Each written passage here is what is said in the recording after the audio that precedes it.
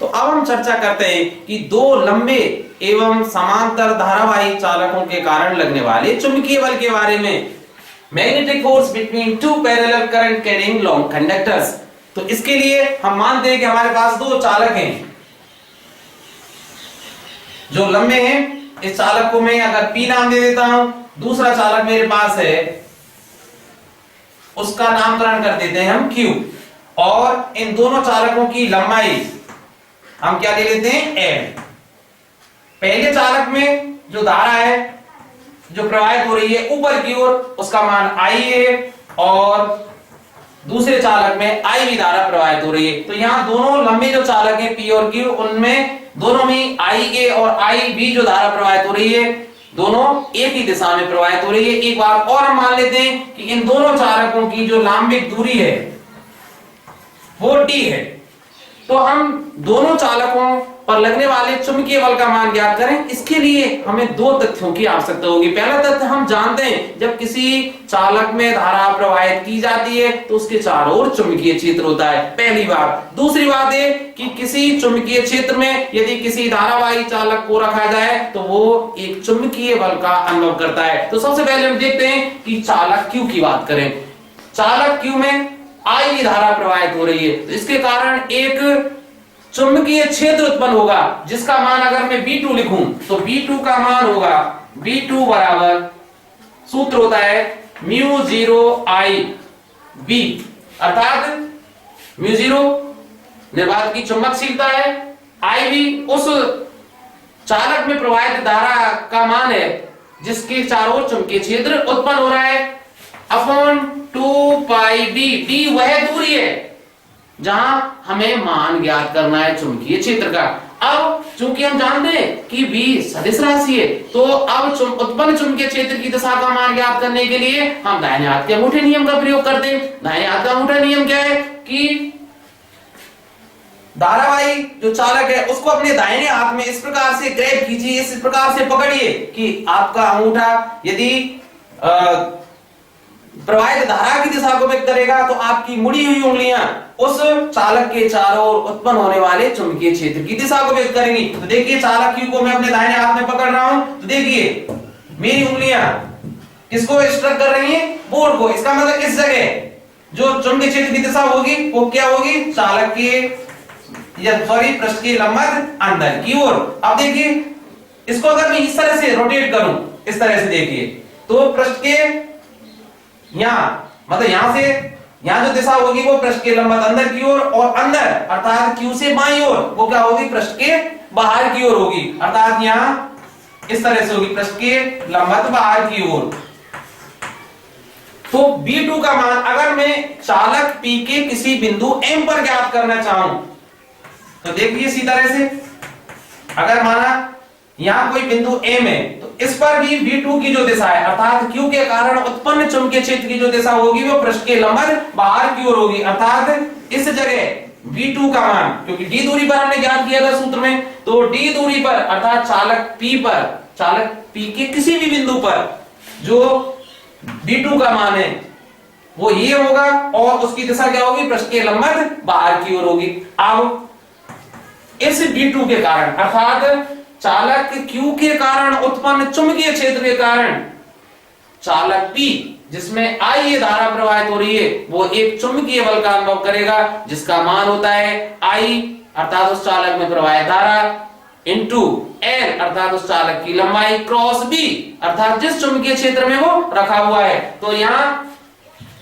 P चालक पर Q चालक के कारण लगने वाला बल, force on one due to second conductor, वो किसके बराबर होगा, I अर्थात उसमें प्रवाहित धारा, चूंकि P चालक में प्रवाहित धारा का मान क्या है, IA into L length of conductor cross चुंबकीय क्षेत्र जिसमें वो रखा हुआ है, और चुंबकीय क्षेत्र क्या है, B2। और अगर इसको मैं सरल करूं तो IAL B2 sin theta n cap, यहां एन कैप वह एकांक सदिश है जो इस लगने वाले बल की दिशा को व्यक्त करेगा। तो यहां दिशा की बात बाद में करेंगे, पहले देख लेते हैं ये थीटा। थीटा क्या है, चालक की लंबाई और चुंबकीय क्षेत्र के बीच का कोण। अब देखिए इस जगह पे अर्थात जहां चालक P रखा हुआ है वहां Q के कारण उत्पन्न चुंबकीय क्षेत्र की दिशा क्या है? पृष्ठ के लंबवत बाहर की ओर, इस तरह से पृष्ठ के लंबवत बाहर की ओर प्रत्येक जगह पर। अब देखियो इसके लंबवत रखा हुआ है, इस तरह से पृष्ठ के लंबवत रखा हुआ है। देखो चुंबकीय क्षेत्र की दिशा लंबवत बाहर की ओर, चालक P कैसे रखा हुआ है? इस तरह से, अर्थात चालक की लंबाई और B2 के बीच का कोण कितना है? 90 डिग्री। तो यहाँ थीटा बराबर क्या है? 90 डिग्री। इसलिए हम क्या कह सकते हैं कि F12 बराबर क्या होगा? IAL B2 sin 90। और इसको कैसे लिख सकते हैं कि F12 बराबर IAL और B2 का मान रख दीजिए μ0 IB अपॉन 2 पाई D और sin 90 का मान जानते हैं हम 1 है। अगर मैं L को यहां ले रहा हूं तो F12 अपॉन L बराबर क्या होगा? μ0 I, देखिए IA IB अपॉन 2 पाई D और n कैप वाली बात हमारी रह गई थी। तो n कैप क्या है? वह एकांक सदिश है जो इस बल की दिशा को इंगित करेगा। और F12 अपॉन L क्या है कि इस चालक P की एकांक लंबाई पर लगने वाला चुंबकीय बल है। तो इसकी दिशा कैसे ज्ञात करते हैं? दाहिने हाथ की हथेली नियम अनुसार। दाहिने हाथ का हथेली नियम क्या है कि इस बल की दिशा को ज्ञात करने के लिए अंगूठा को रखिए, अपने दाहिने हाथ के अंगूठे को रखिए प्रवाहित धारा की दिशा में, उंगलियां रखिए चुंबकीय क्षेत्र की दिशा में। ठीक है, तो हथेली व्यक्त करेगी लगने वाले चुंबकीय बल की दिशा को। या चूंकि ये तीनों एक दूसरे के लंबवत राशि होंगी, क्योंकि एन कैप क्या है? पृष्ठ जो तुम्हारा था L और B, इन दोनों के लंबवत इसकी दिशा होगी। तो हम कैसे भी तीनों को आसानी से याद कर सकते हैं अपनी सुविधा के अनुसार। तो अब हम, जैसे हमारी सुविधा क्या है कि आप देखिए चालक P की ओर देखिए, इस पर चुंबकीय क्षेत्र की दिशा कहां है? लंबवत बाहर की ओर। तो देखिए हम सुविधा हमारी क्या रहेगी कि हथेली की दिशा में रख सकते हैं हम चुंबकीय क्षेत्र की दिशा को। उंगली की दिशा में रखिए किसको? प्रवाहित धारा की दिशा को। तो अंगूठा किसको व्यक्त करेगा? लगने वाले चुंबकीय बल को। तो देखिए हथेली व्यक्त कर रही है चुंबकीय क्षेत्र को। तो चुंबकीय क्षेत्र कहां है? पृष्ठ के लंबवत बाहर की ओर। तो M जो बिंदु है हमारा यहां, इस पर देखिए बाहर की ओर, उंगलियां इस चालक में प्रवाहित धारा की दिशा जो ऊपर की ओर है। तो अंगूठा किसको व्यक्त करेगा? लगने वाले बल की दिशा को। तो वह बल किधर लग रहा है? चालक Q की तरफ लंबवत है। चालक P के लंबवत किधर? चालक Q की तरफ। अर्थात जो बल है वो इधर व्यक्त होगा F12। ठीक है, आसानी से हम याद कर सकते हैं इसकी दिशा।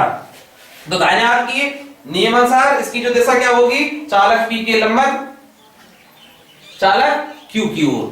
इसी तरह हम देखिए, इसी तरह हम याद करेंगे कि चालक P के चुंबकीय क्षेत्र के कारण चालक Q पर कितना बल कार्य करेगा। अब देखिए चालक P में धारा IA प्रवाहित हो रही है, तो इसके कारण जो चुंबकीय क्षेत्र होगा उसको अगर मैं V1 से व्यक्त कर दूं तो V1 का मान क्या होगा? μ0 IA अपॉन 2 पाई D। अब मुझे चालक Q के किसी बिंदु N पर, माना कोई बिंदु यहां है, इस पर मुझे चुंबकीय क्षेत्र की दिशा ज्ञात करनी है। तो देखिए चुंबकीय क्षेत्र की दिशा ज्ञात करने के लिए वही दाहिने हाथ का अंगूठा नियम है।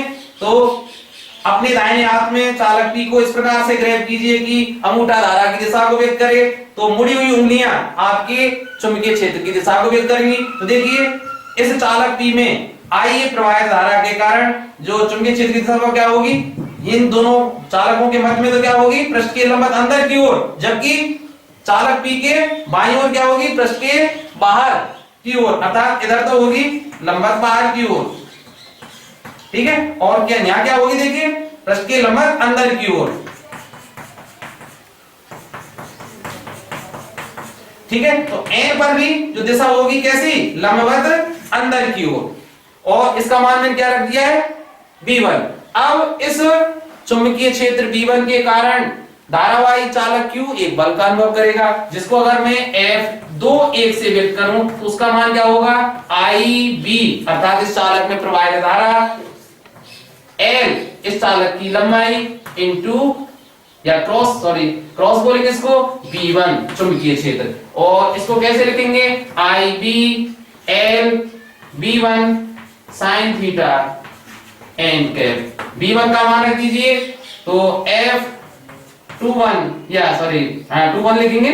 21 बराबर क्या है, IB L B1 का मान रखेंगे म्यू 0 IA अपॉन 2 पाई D साइन थीटा वही कितना है, 90 है, क्योंकि चुंबकीय क्षेत्र की दिशा कहां है, लंबवत बाहर की ओर, जबकि चालक इस तरह से रखा हुआ है। तो दोनों अर्थात चालक की लंबाई और चुंबकीय क्षेत्र के बीच का कोण कितना है, 90। इसलिए क्या लिख सकता हूं इसको मैं, साइन 90 n कैप। इसको लिखा जा सकता है F21 अपॉन L को नीचे ले आइए बराबर म्यू 0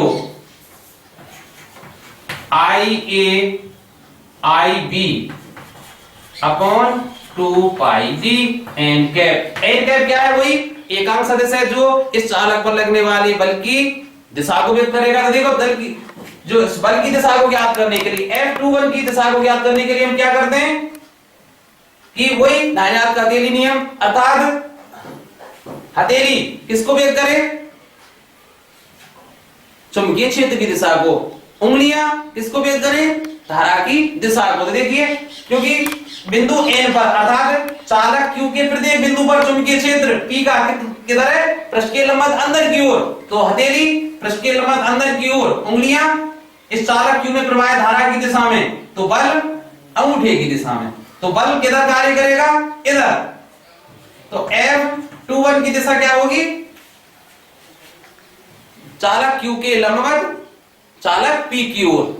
तो देखिए अगर मैं इसको समीकरण 1 नाम दूं और इसको समीकरण 2 नाम दूं, तो देखिए कि चालक P पर चालक Q के कारण लगने वाला जो बल है, और ये क्या है, चालक Q की इकाई लंबाई पर चालक P के कारण लगने वाला बल है। तो अब देखिए अगर दोनों को मैं ध्यान से देखा जाए तो ये दोनों के मान कैसे हैं, बराबर, और दिशा भी क्या है, एक दूसरे के विपरीत है। तो हम क्या कह सकते हैं कि दोनों चालकों के कारण एक दूसरे पर लगने वाला बल परिमाण में बराबर है, लेकिन दिशा में क्या है, विपरीत है। अतः न्यूटन के क्रिया प्रतिक्रिया नियम की इसमें पुष्टि होती है। और एक बात और निकल के आती है अगर प्रयोगों के द्वारा देखा जाए कि यदि दोनों समांतर जो चालक हैं इनमें धारा की दिशा एक ही हो तो ये दोनों एक दूसरे को आकर्षित करते हैं, अर्थात इनमें आकर्षण की प्रवृत्ति पाई जाती है। और यदि किसी एक चालक में धारा की दिशा को विपरीत कर दिया जाए तो इनमें प्रतिकर्षण की प्रवृत्ति पाई जाएगी। अब हम देखेंगे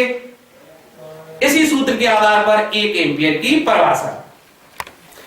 अब हम 1 एम्पियर को परिभाषित करने का प्रयास करते हैं। अभी तक हमने जो 1 एम्पियर की परिभाषा देखी थी वो क्या थी कि हम जानते हैं कि I बराबर क्या होता है, Q अपॉन T, और अगर Q का मान 1 कूलाम रख दें हम और T बराबर क्या रख दें, 1 सेकंड रख दें हम, तो I बराबर क्या हो जाएगी, 1 अपॉन 1 बराबर 1 एम्पियर। अर्थात यदि किसी चालक में 1 सेकंड में प्रवाहित धारा का मान 1 कूलाम हो तो उस चालक में प्रवाहित धारा का मान 1 एम्पियर होता है। अर्थात दोबारा से अगर मैं बताऊं कि यदि किसी चालक के किसी बिंदु